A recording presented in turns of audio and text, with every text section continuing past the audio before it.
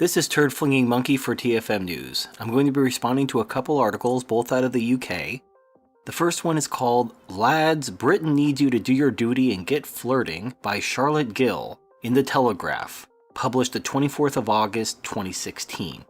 The second article is from the Washington Examiner, dated July 13th, 2016, titled County in UK Makes It a Hate Crime to Upset Women. Now, if you haven't figured out how these two articles are connected, I will explain it in this video, but I suspect most of you already know how these two articles are connected. So first, let's turn to the Telegraph article.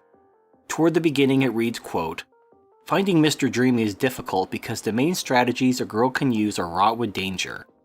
Number one is proactivity. In 2016, it seems fair that a woman can approach a chap she fancies. This sometimes works, but generally does seem to make the man's inside shrivel up when asked, having a good night or something equally menacing. So we consign ourselves to option 2, waiting, which is just as problematic, as nothing happens. That's the conclusion my friend and I came to last week while sitting at a bar. We're hardly bad company, and several lads gave us a cheeky stare as they did the toilet trot. Still, nothing happened, so we stared sadly into our mojitos at single reflections. Eventually, one guy asked if we'd like to join him for some table football. He was dashing and curious. He was German, of course, because the only people who'd ever chat you up in Britain are not British. Now, I'm not Claudia Schiffer, but I don't think I'm Chewbacca either. Yet operating in this asexual environment, it is possible to feel largely unattractive. Some sort of winter chill has frosted over British men's gonads, and it's leaving us all out in the cold." Later on in the article it reads, quote, "You may be thinking all of this is trivial, but this dating dallying has big societal consequences. As The Guardian likes to remind us, loneliness kills. So dithering lads are actually murderers when you think about it. I'm not sure what the psychological reasons for their inactivity is. Perhaps feminists have scared them off with complaints of catcalling, so much so that, like the Jesus lizard, a wolf whistle is near extinction." So that's all I'm going to read from that article. So here you have a woman who's complaining that men just aren't flirting with her. And she doesn't seem to understand why British men aren't flirting with her. They must be pussies. Their gonads must have shrunk. Maybe they're just scared of feminism. Men just need to man up, quit being pussies, and flirt with these women. So now let's turn to the second article, which again is called County in UK Makes It a Hate Crime to Upset Women. Toward the beginning of the article it reads, quote, "In an effort to crack down on the alleged tidal wave of abuse and harassment women face every day, the county's police force is now considering things like catcalling and pickup lines to be a hate crime if they are directed towards a woman from a man. The incredibly vague definition of a misogynist hate crime from Nottinghamshire reads, quote, "Incidents against women that are motivated by an attitude of a man towards a woman and includes behavior targeted towards a woman by men simply because they are a woman," unquote. Of course, that could include anything a woman deems offensive or unwanted from a man. It's completely subjective. If a man approaches a woman in a bar and attempts to flirt with her, but she doesn't find him attractive, he could be guilty of a hate crime. Unattractive men beware. Newsweek reports that now, quote, "Everything from verbal comments to unwanted physical approaches will be considered a hate crime. Send a woman a text when she doesn't like you? Hate crime. Tell your female friend she looks good today? Hate crime." Later on in the article it reads, quote, "All those whiny, outraged feminist articles that most people laugh off as first world problems are now influencing actual criminal law.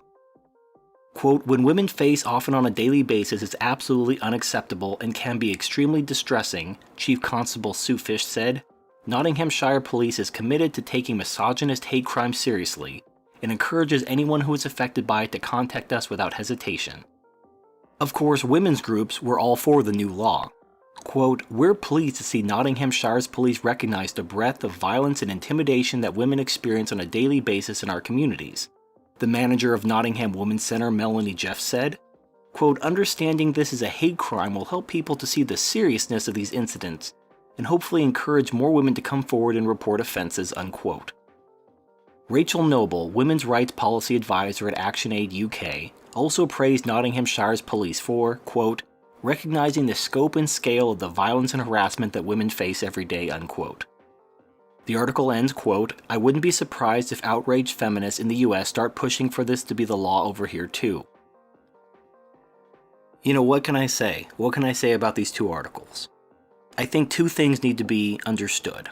Number one, No matter what you do, women are the victims and men are the bad guys.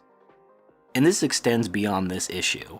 I mean, you saw this with the whole Gamergate and female representation in video games. If you have a game with no women, it's sexist. You gotta have women. Also, you put women in the game. Oh, well, they're too attractive. That's objectification. So you make them ugly. Oh, that's a stereotype, and you can't have that. Oh, okay. And then so you make these ugly women, or moderately attractive women, I don't know. But then something violent happens to them because it's a violent game. Oh my gosh, you're promoting violence against women.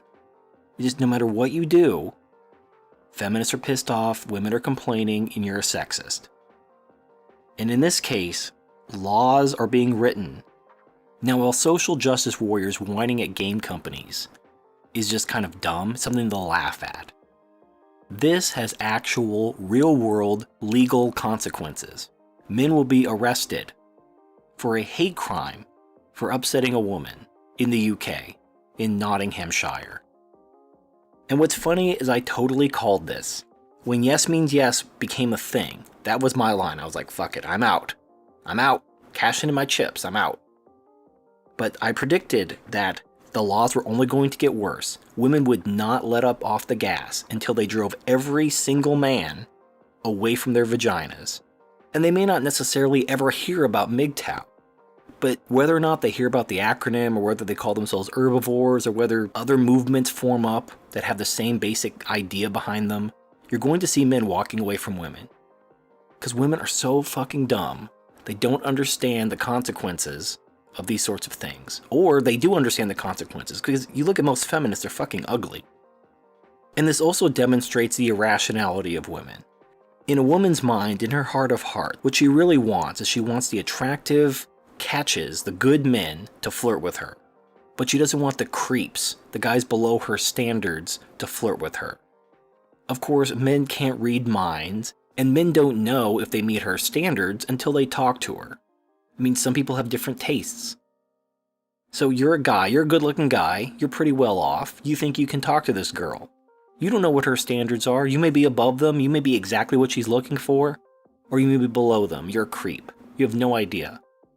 And what are you going to do, roll the dice? You're going to walk up to her, try to chat her up, and then she turns you in for a hate crime because you're harassing her?